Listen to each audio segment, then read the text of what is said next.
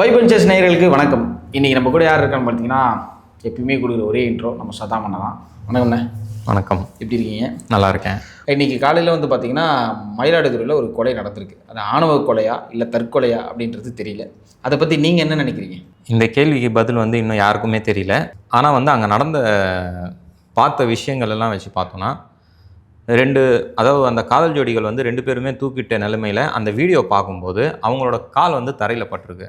யாராலையுமே அந்த மாதிரி ஒரு சூழ்நிலையில் தற்கொலை செய்கிறதுக்கான வாய்ப்புகள் ரொம்பவும் கம்மி இப்போ இருக்கிற நிலைமைக்கு. முதல்ல அவங்க யார் என்னன்றதை நம்ம பார்ப்போம். இவங்க மயிலாடுதுறையில் 19 வயசு பார்த்திபன், பெண்ணுன்னு சொல்ல முடியாது, சிறுமி. ஏன்னா 17 வயசு தான் ஆகுது. அவங்க இப்போ தான் +2 முடிச்சுட்டு காலேஜ் ஃபஸ்ட் இயருக்கு உள்ளே போகிறாங்க. இந்த காதல் விவகாரம் பார்த்திங்கன்னா நேற்று ஆரம்பிச்சது கிடையாது. கிட்டத்தட்ட 3 வருஷமாக, அதாவது அந்த பெண் ஸ்கூல் படிக்கும் போதுலேருந்து 14 வயசு இருக்கும்போதுலே இந்த காதல் தொடங்கி இருக்குது. அந்த பார்த்திபன் என்றவர் என்னென்னா கொத்தனாராக பணிபுரிகிறாரு. கிடைக்கிற வேலையெல்லாம் செய்கிறாரு, ஊரில் எல்லாத்தையும் அப்படியே பார்த்துன்னு இருக்கிறாரு.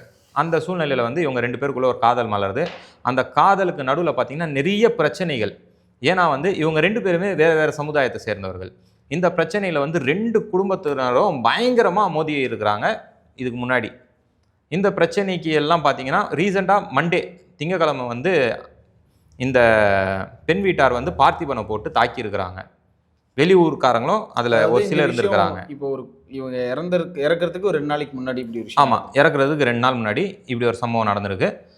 இதுக்கு எதிர்ப்பு தெரிவிக்கும் வகையில் பார்த்திபன் வீட்டாரும் அவங்க குடும்பத்தாரும் சேர்ந்து அந்த பெண் வீட்டாரை போய் தாக்கியிருக்கிறாங்க. அந்த சிறுமியின் வீட்டாரை தாக்கி அங்கே இருக்கிற வாகனங்கள் எல்லாம் அடித்து நொறுக்கி இருக்கிறாங்க. பெரிய ஒரு பிரச்சனையாகவே நடந்திருக்கு. ஒருவேளை இந்த மாதிரி பிரச்சனைகள் எல்லாம் பார்த்து மன உளைச்சல் காலை தூக்கிட்டாங்களான்ற ஒரு கேள்வியும் இங்கே எழுப்பியிருக்கு. தொடர்ந்து ஆணவ கொலை நடந்துகிட்டே இருக்கு. இதுக்கான காரணம் என்னவா இருக்கும்? கௌரவ பிரச்சனை தான் இதுக்கான காரணமே. அப்படி என்ன கௌரவம்? இப்போ ஒரு உயிரே போயிடுது. ஸோ இப்போ அவங்க இறந்தது பார்த்திங்கன்னா அவங்க பொண்ணும் சரி பையனும் சரி 2 வீட்டாரோருக்கும் இழப்பு தான். இதில் என்ன கௌரவம் நீங்கள் காப்பாற்றிட்டீங்க அப்படின்னு நான் கேட்குறேன். அதாவது சென்னையில் இது அதிகமாக நடக்கிறது கிடையாது. அதிகமான ரொம்ப ரொம்ப ரேர் கேசஸ் தான் சென்னையை பொறுத்த வரைக்கும். சென்னைக்கு வெளியேன்னு பார்த்தீங்கன்னா இந்த சமுதாய பிரச்சனைகள், இந்த மாதிரி விஷயங்கள்லாம் அவங்களோட கௌரவத்தை ரொம்ப பாதித்து ஊரில் ஒரு மாதிரியாக பேசுகிற மாதிரியான சூழல் எல்லாம் அங்கே உருவாக்கப்பட்டு ரொம்பவுமே அவங்களோட மரியாதை குறைவாக அவங்க அவங்கள நினச்சிக்கிறாங்க. அதுதான் இதுக்கான காரணம் எல்லாம். பார்த்தீங்களா? அது அந்த மாதிரி ஒரு மனநிலை தான். மாற்று சமுதாயத்தில் கல்யாணம் பண்ண அந்த அதாவது சென்னையில் பார்த்தீங்கன்னா யார் எந்த சமுதாயம்னு தெரியாது பாதி பேருக்கு. புரியுதுங்களா? கண்டிப்பாக. அந்த மாதிரி ஒரு சூழலில் வாழ்ந்துன்னு இருக்கிற மக்கள் தான் சென்னை மக்கள். ஆனால் வெளியே அப்படி கிடையாது. அவன் அந்த சமுதாயம், அவன் இந்த சமுதாயம், அவன் அந்த தெருவுக்காரன், இவன் இந்த தெருவுக்காரன், அவன் அந்த ஊருக்காரன், இவன் இந்த ஊருக்காரன்ற பிரச்சனையே பெரும் பிரச்சனை. சென்னையை தாண்டி வெளியே போயிட்டீங்கன்னா திண்டிவனம் போனீங்கனாலே அந்த பிரச்சனை இருக்குது. திண்டிவனத்துலேருந்து கண்டிப்பாக ஈஸியாக இருக்கும். கொஞ்சம் சென்னையிலேருந்து ஒரு 70 கிலோமீட்டர் போனீங்கன்னாவே எல்லாம் பிரச்சனையாக இருக்குது. அந்த மாதிரி அதான் இப்போ ஆணவ கொலை நடக்குது அப்படின்னா அவங்களுக்கு ஜாதின்ற ஒரு விஷயம் அங்கேயே இருக்கிறதுனால இப்படி இருக்குது. ஒருவேளை அவங்க அங்கேருந்து சென்னைக்கு வந்தால் இப்படி ஒரு விஷயத்தெல்லாம் மறக்கலாம். ஏன்னா அவங்க வளர்ந்ததுலேருந்தே பிறந்து வளர்ந்ததுலேருந்தே ஜாதி, இந்த பெருமை, இந்த மாதிரி விஷயம் வீட்லேயே சொல்லி கொடுக்கலனாலுமே ஸோ அவங்க நிறைய பேர் பார்த்து தெரிஞ்சுக்கிறாங்க. அப்போ என்ன அது மற்ற ஜாதியில் கல்யாணம் பண்ணக்கூடாது அப்படின்ற ஒரு விஷயம் அவங்க மைண்டுக்குள்ளே ஏறிடுது. ஸோ அதனால் அவங்க அண்ணனோ தம்பியோ யாரோ காதலிச்சிட்டா இந்த மாதிரி ஒரு பிரச்சனையை கொண்டு போயிடுறாங்க. கரெக்டுங்களா? கண்டிப்பாக. ஸோ இது தொடர்ந்து நடக்குது. ஏன்னா அவங்க வீட்டில் அவங்க அப்பா அம்மா பண்ணுறாங்களோ இல்லையோ, அதுக்கான எதிர்ப்பு தெரிவிக்கிறாங்களோ இல்லையோ, சகோதரி காதலிச்சிட்டா அப்படின்னா அவங்க சகோதரன் தான் இந்த மாதிரி விஷயம் இந்த செயலெல்லாம் ஈடுபடுறாங்க. கண்டிப்பாக. பார்த்துருக்கீங்களா? கண்டிப்பாக. ஏன்னா ஊருக்குள்ளே என்ன ஆகுதுன்னா, சென்னையில் இதை பற்றியெல்லாம் பேசுகிறதுக்கு எவனுக்கும் நேரம் கிடையாது. அவன் அவன் வேலையை பார்க்குறதுக்கு இங்கே நேரம் சரியாக இருக்குது. ஊரில் இதை பற்றி பேசுகிறதே ஒரு கூட்டமாக, இதை பேசுகிறதுக்குனே ஒரு கூட்டம் அலையுது.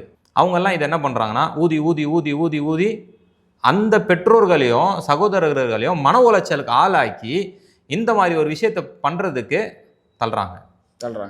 ஆனால் அப்படி என்னதான் தள்ளினாலுமே ஒரு பெத்த ஒரு குழந்தைங்களை கொல்ற அளவுக்கு என்னென்ன மனசு வருது எனக்கு புரியல. அப்படி நீ கொன்று ஆணவ கொலை, நீ சந்தோஷமா வாழ்க்கையில் வாழ்ந்து என்ன பண்ண போற? அப்படி ஒரு சந்தோஷம், அப்படி ஒரு கௌரவம் என்ன நடக்க போகுது உனக்கு? அதாவது வாழ்கிறதே குழந்தைங்களுக்காக தான்.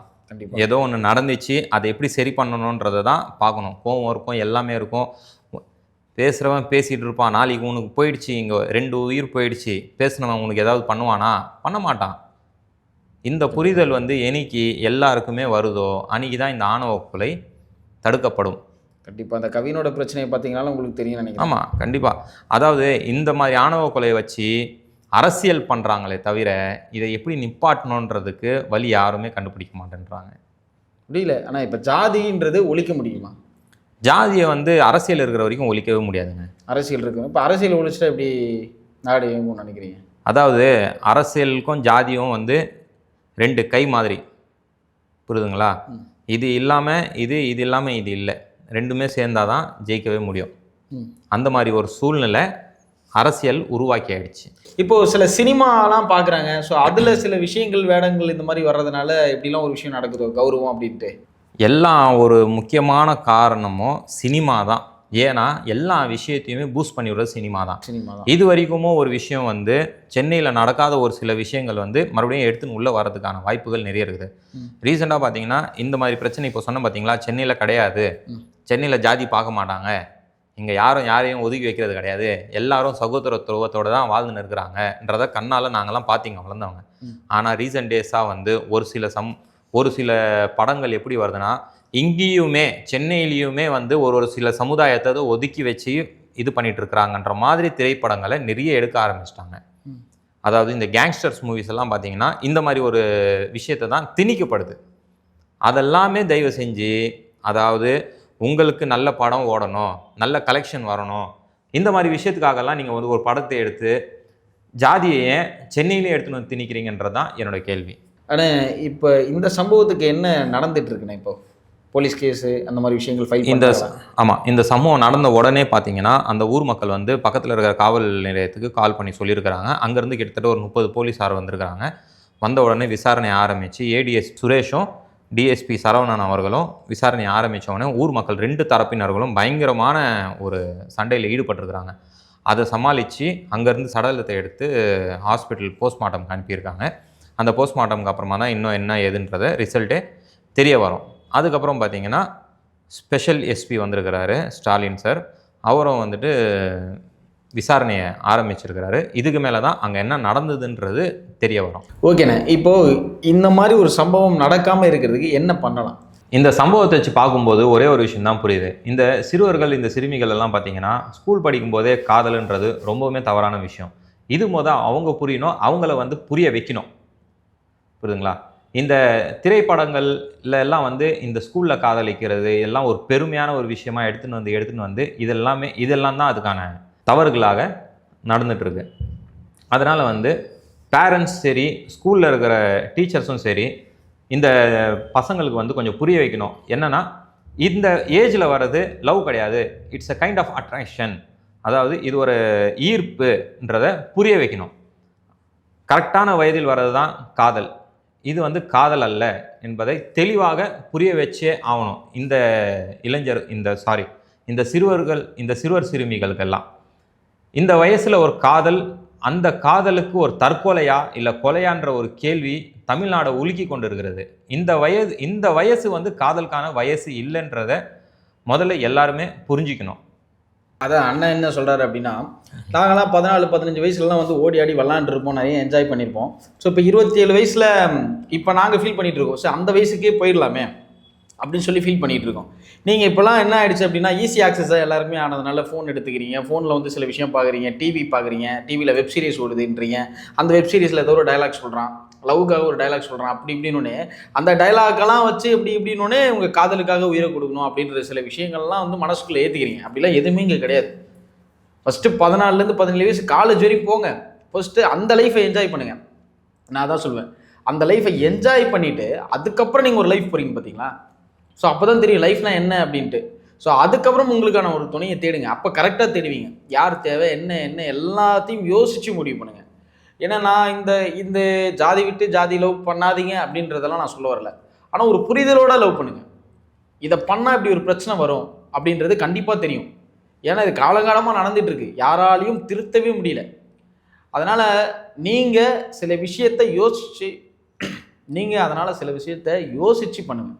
ஏன்னா அது இப்போ உங்களால் யோசிக்கவும் முடியாது. ஒரு வயசுக்கு அப்புறம் தான் இதெல்லாமே யோசிக்க முடியும். ஒரு லைஃப்பில் என்ட்ரி ஆகும்போது அப்போ உங்களுக்கு புரியும், இதெல்லாம் நம்ம பண்ணலாம், இப்படிலாம் இதுக்கு ஸ்டெப் எடுத்தால் மட்டும்தான் இதெல்லாம் சரியாக நடக்கும்னு உங்களுக்கு தெரியும். சரிங்களா? அப்போ அதனால் அந்த லைஃப்பை இது பண்ணுங்கள். ஸோ அரசாங்கத்துக்கு நான் என்ன சொல்ல விருப்பப்படுறேன் அப்படின்னா, இந்த மாதிரி ஆணவ கொலை சில பேர் ஏமாற்றி சில விஷயங்கள்லாம் நடந்துகிட்ருக்கு. ஸோ அதுக்கெல்லாம் ஸ்ட்ராங்கான ஒரு சட்டத்தை கொண்டு வந்தீங்க அப்படின்னா இந்த விஷயங்கள்லாம் கண்டிப்பாக வந்து நடக்காது, கம்மி பண்ணலாம். ஏன்னா இது கண்ட்ரோலே பண்ண முடியலையா, இல்லை ஏதாவது இதுக்கு எதாவது பண்ண முடியலையான்னு தெரில. நம்ம அண்ணன் இப்போ விஜய் அவர்கள் வந்திருக்காரு.